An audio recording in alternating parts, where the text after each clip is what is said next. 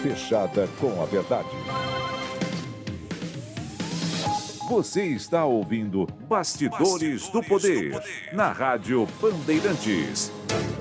Sexta-feira, dia 4 de novembro de 2022.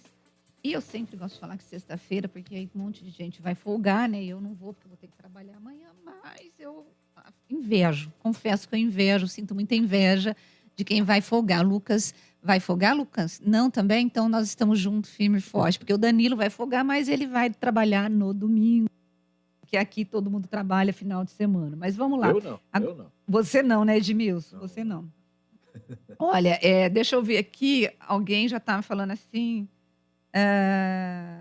Bom, depois eu leio as participações dos ouvintes, porque agora quem está conosco é o secretário de Logística e Transporte do Estado de São Paulo, o João Otaviano. Secretário, bom dia, bem-vindo ao Bastidores do Poder. Bom dia, prazer falar com vocês, uma alegria estar aqui conversando com vocês e todos que nos ouvem. Bom, secretário, eu vou começar com assuntos aqui que é de interesse, principalmente do ouvinte e dos moradores, do ouvinte de Campinas e dos moradores ali da região próximo ao aeroporto de Viracopos, que é a duplicação da Miguel Melhado. Já começamos, né? O senhor pode falar um pouquinho para os ouvintes como que está essa obra, quanto tempo vai demorar, investimentos do Estado?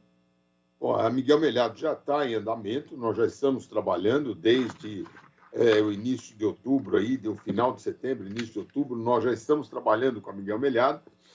Ela está com o cronograma dentro da expectativa que tínhamos aí e segue fazendo aí aquela parte inicial. Agora já vamos para concluir um pedaço aí que tem um alteamento importante ali para ser feito, né?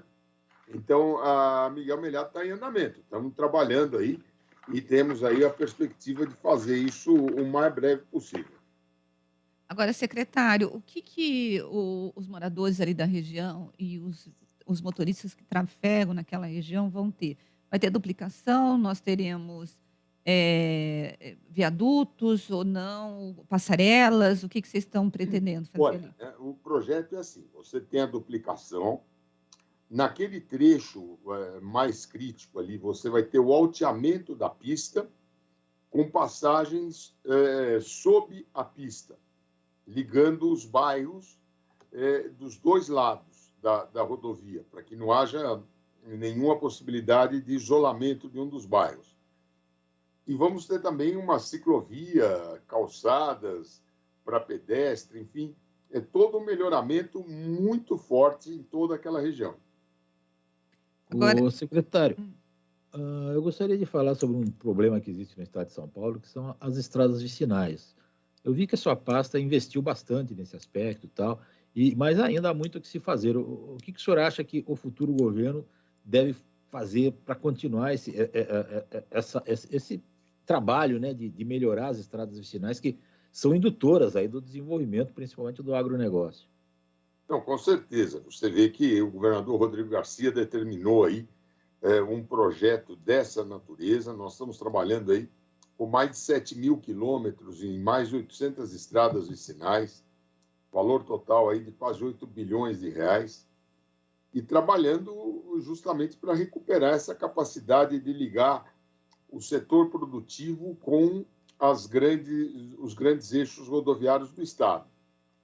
A nossa expectativa, e vamos fazer isso na transição, é mostrar todos esses projetos, mostrar a perspectiva de novas fases aí para novas estradas vicinais, ainda manter isso, e todo um trabalho de manutenção do que está sendo investido agora.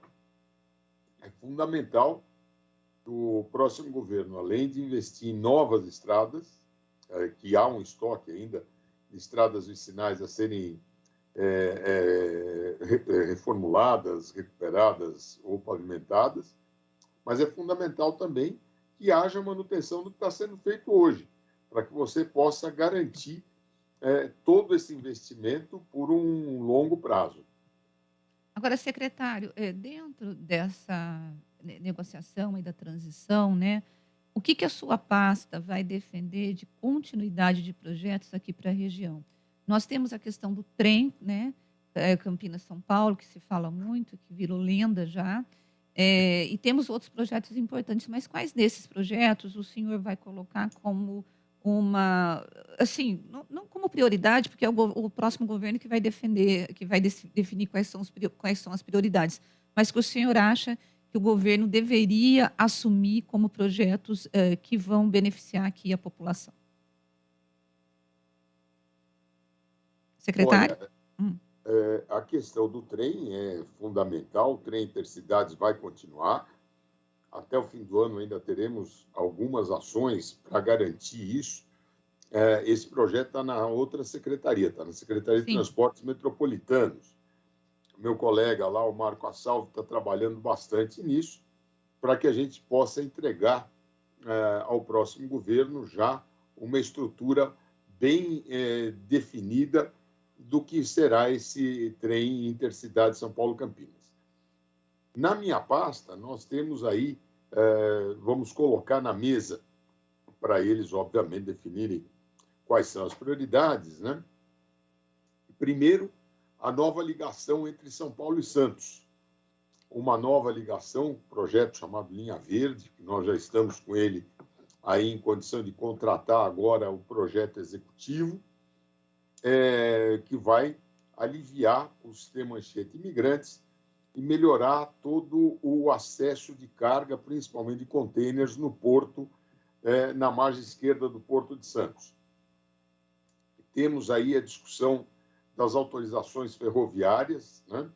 São 2.500 quilômetros de ferrovias no estado de São Paulo que podem ser recuperadas, criando-se um bom projeto de terminais intermodais de carga, fazendo a intermodalidade uma realidade no estado de São Paulo. Vamos colocar também na mesa os investimentos na hidrovia do Tietê, para que você possa recuperar o canal de Avanhandava e garantir a navegabilidade no rio Tietê. Assim como estamos trabalhando com os projetos em andamento nas concessionárias, principalmente no que diz respeito às marginais em grandes cidades no interior de São Paulo. Portanto, tem um cardápio enorme aí para eles definirem quais serão as prioridades e poder manter São Paulo na vanguarda rodoviária, na vanguarda de logística no estado de São Paulo, no Brasil. Secretário, pode ir.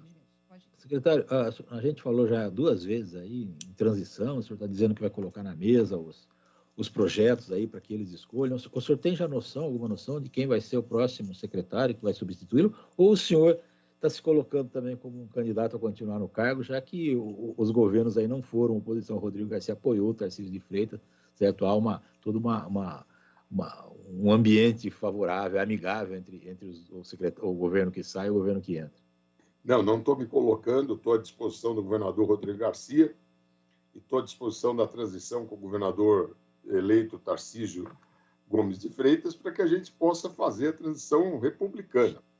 Tem muita coisa, o governador já definiu o nosso secretário Marcos Penido como coordenador da transição, ainda não começou, o governador Tarcísio foi fazer uma viagem com a família para descansar um pouco desse processo todo, volta com fôlego aí na próxima semana para iniciar o processo de transição.